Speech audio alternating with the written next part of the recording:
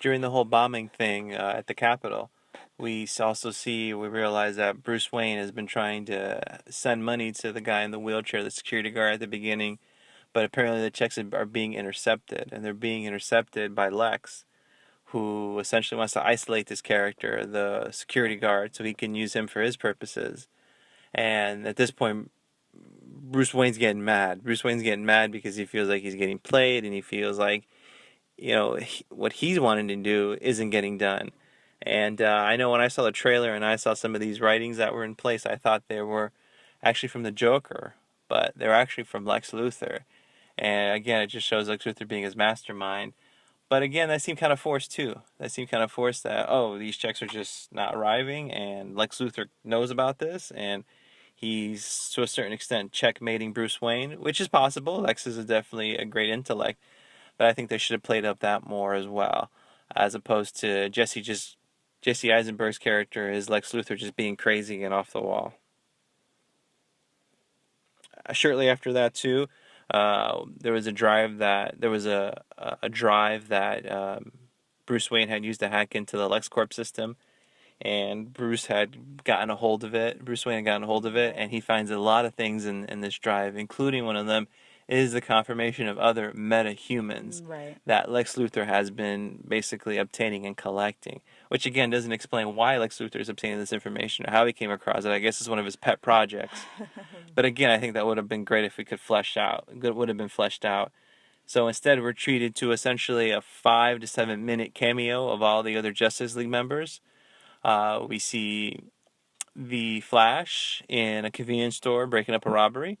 We see Wonder Woman in an old World War II pick. We'll get to that in just a sec.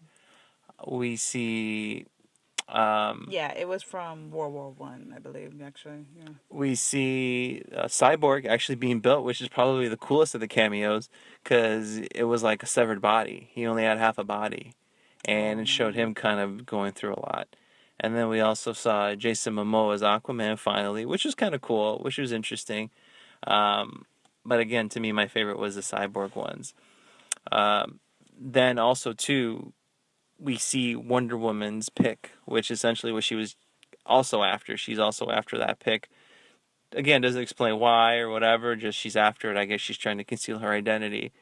But it looks like it was a pick from World War One, and it confirms that Wonder Woman is early 30s, isn't in her early 30s or her late 20s or even her early 40s, but she's essentially in her She is 5,000 years old. yeah, she's essentially about 100 years old and doesn't look the part. So all that confirms the existence of metahumans. All right, so going back to Bruce Wayne, Karen, like I said, he's mad. He's mad that these checks haven't been received, and he gets really mad when he sees the Capitol blown up again.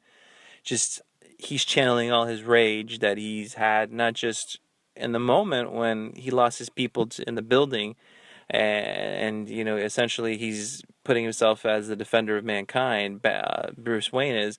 But he's also, I think, mad because of the 20 years of rage that have been going on in his life. Imagine all the bad things that have happened. Whatever happened with Robin, whatever's happened, with other allies or other people that he's trusted, all the way to the very beginning where his parents died. All that rage is essentially channeling, and that's when we see him getting ready to have the big fight that we all been waiting for with Superman, and that's when we see the bat workout.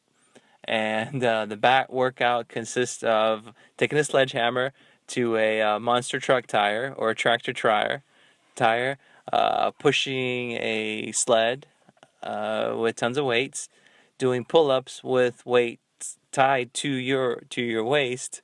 What other kind of workout was he doing? Just dumbbells and things like that nature.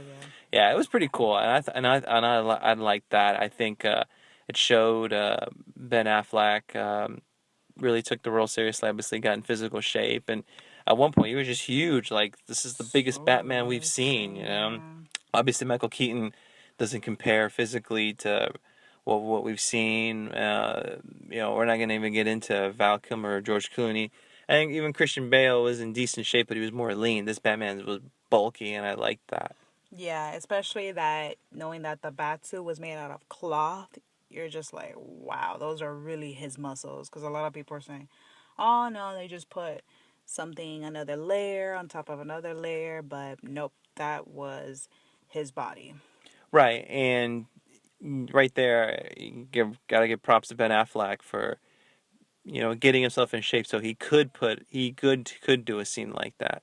Uh, it looked really cool, and I think that they could have hyped it up a little bit more too, even more so. Just getting ready for the fight. I would have liked to have seen them work on the bat armor a little bit more. I know Alfred mentioned he was doing it, but again, I would have liked to have seen that develop itself a little bit more.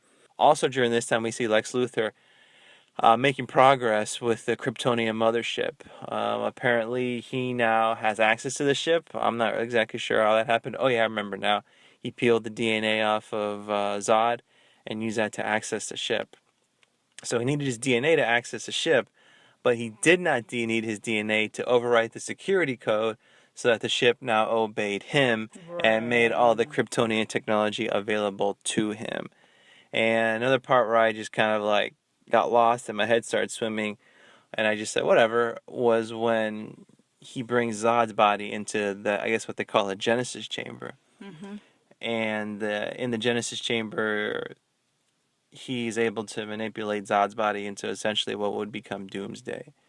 So I kind of would have liked it better if Lex would have done that himself genetically, instead of just kind of throwing him in some kind of wannabe Lazarus pit.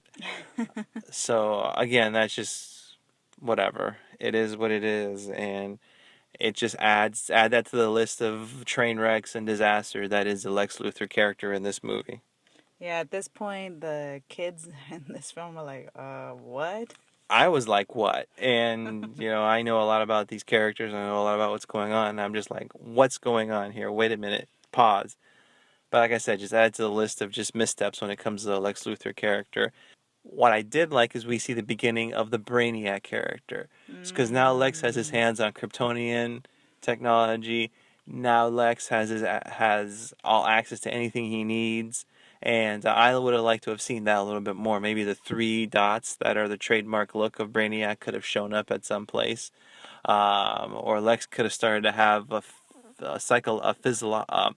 Lex could have started to have a philosophical conversation with the computer, and all of a sudden you see the computer start to take more of Lex Luthor's personality traits. I think that would have been real cool. So we can start laying the groundwork for Brainiac, because there's rumors out there that the first villain we see the Justice League fight will not be Darkseid, but that in fact it will be Brainiac. So I thought that would be more cool, and that's when I thought the Lex OS would be more involved. And the Lex OS Yeah, you know what? You're right about that. meets Kryptonian tech equals Brainiac. I would have liked to have seen that more, but that was non-existent.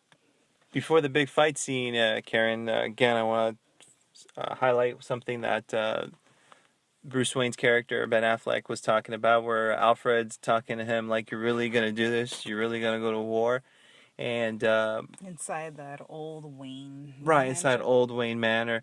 And Bruce Wayne's basically telling him how his family made money, that the early Waynes made money by trading. I think one of the things was like fur, along those lines. They made money doing that. And he basically says that the first generation of Waynes were hunters. And he just kind of walks away. And I thought that was a really cool background into Wayne legacy and Wayne history, because we really don't. Yeah, we We really really don't. don't hear about that. Yeah, and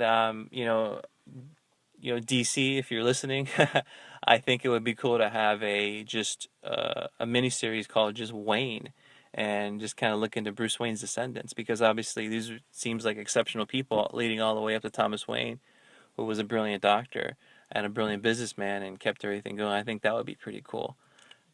It's a big deal to live up to the Wayne family name. Exactly, and even to a certain extent, Alfred was kind of trying to hint to that when he said, something for the next generation of Waynes, not that there will be one. And so I thought that was, interesting there. That again, just more insight into the Batman character, and those are the kind of Easter eggs and background that us fans would have liked to have seen more of.